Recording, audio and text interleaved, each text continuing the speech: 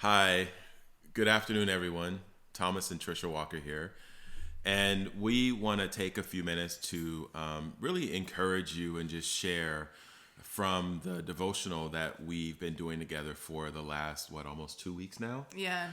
which is basically it's keep your love on and how to maintain your connection. And so Trisha's going to read the devotion, and then we're going to share some thoughts and some insights that we're taking away based on what we hear God saying.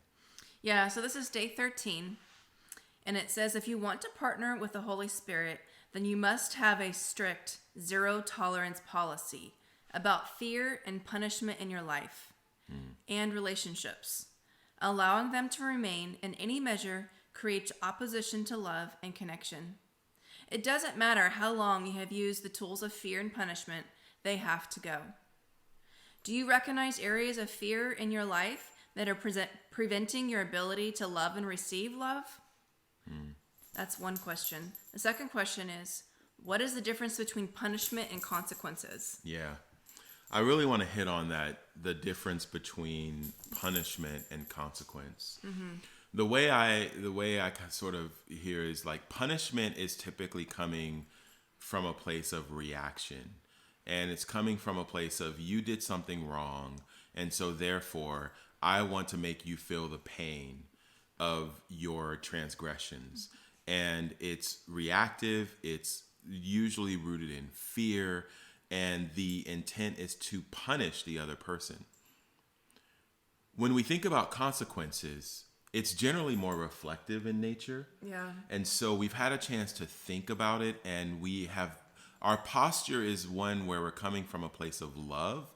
And it's, I'm holding you accountable, and I love you. And because I love you, there are consequences for the actions you have taken, but I'm not doing it to try to hurt you.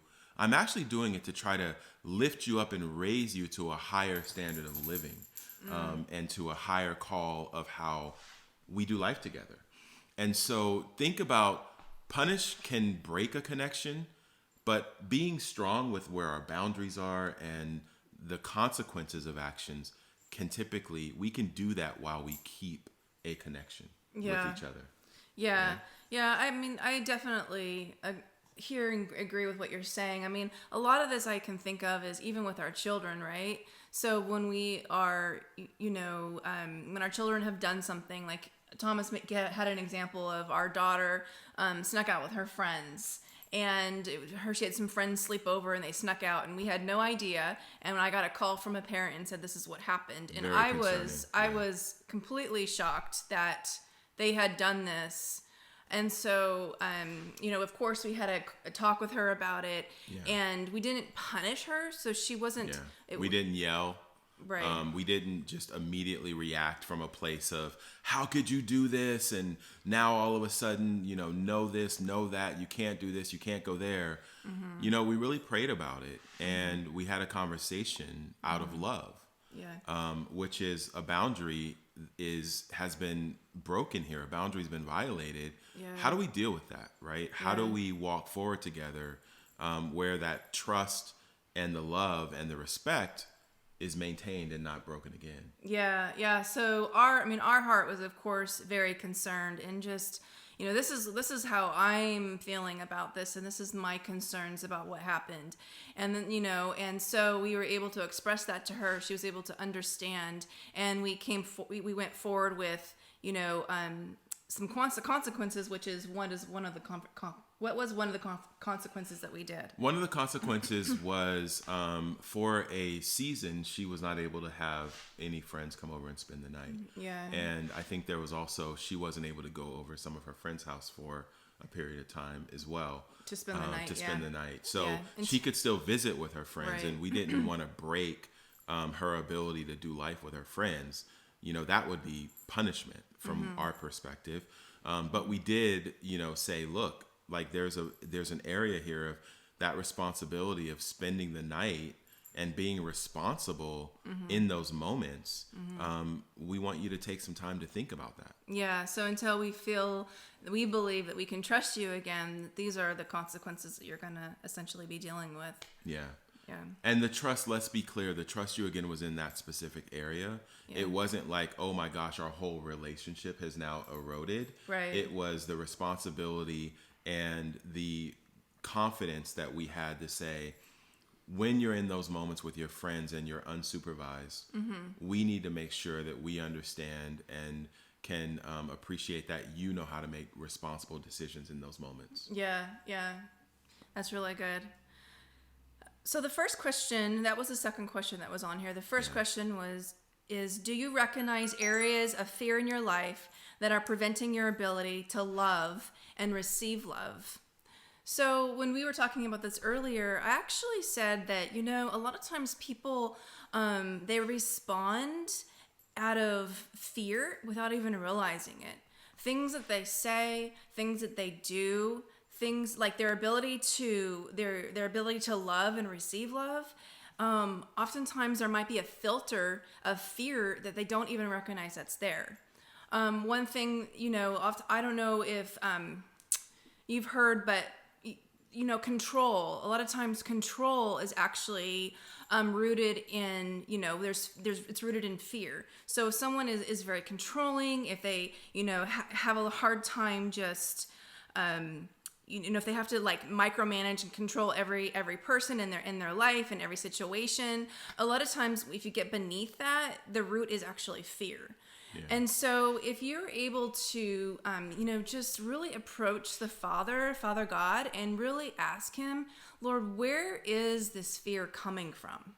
And so if you're able to do that, he will show you what that is. Yeah. A lot of times there's actually a root where maybe, even if you ask, Lord, when was the first time I ever feared? I didn't realize there was fear even manifesting here, but when was the first time I ever experienced fear?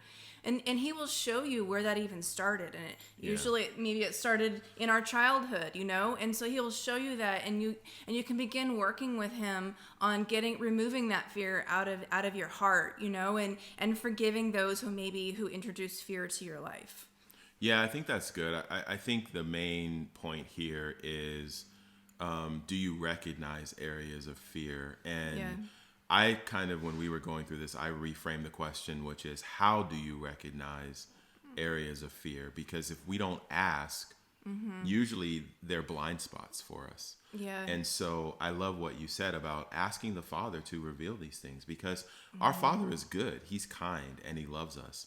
And so getting to that place where we can go to him and ask, I think the one thing, Trisha, that you and I were talking about this morning is we need to be ready for the answer, right? Yeah. And the response to getting the clarity that the Father provides, which is, okay, Father, you've now revealed something in my life, which is an area where you want to give me an upgrade. You want to replace fear and actually give me love. Right. But that requires a response. It requires behavior. Yeah. It requires a change of thinking, and then it ultimately requires us to walk that out in our life. Right.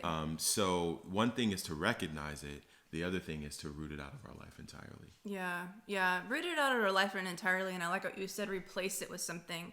So if we're going to, if we're removing, fear out of our life, then we're going to replace it. Like, Lord, what are you replacing this fear with? So I'm giving you this fear that I have. I'm letting you take this fear away. No, what do I get in return? And so allowing him to give us in return whatever it is that he wants to give us, whether it's love or peace or whatever it is, he'll show you that. But it's replacing, it's replacing his goodness and his gifts with the things that we're giving up to him. That's good. So in 1 John 4, verse 18, there is no fear in love, but perfect love drives out fear, because fear has to do with punishment.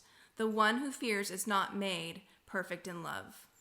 Yeah, I think there's no gray area on this, honey. I think the word is pretty clear. Yeah. There is no fear in love. Yeah. Right? I love that. And, fear has to do with punishment.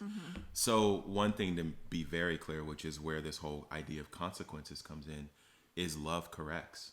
Yeah. It does correct. Right. And that's the Father. He corrects us. He guides us. And so it is in life that we need to do the same with people that are in our lives that we want to have good relationships with. Yeah. But if you ever feel yourself getting angry and just wanting to respond in the moment, it's sometimes helpful to find a trigger, some way to not react, but to take a breath and make sure that whatever the response is, that is coming from a place of love. Yeah.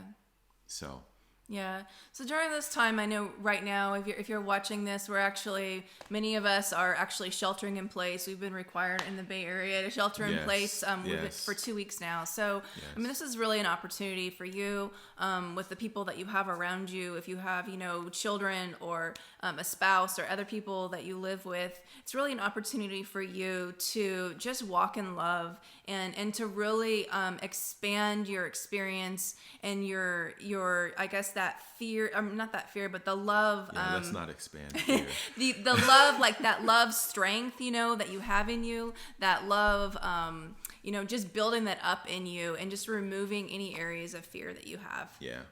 And it's possible, right? Because God says with all things are possible, right, through him. So we hope you enjoyed this, and we believe that, God is speaking to you, and we'll see you soon. All right. Take care, guys. Bless you.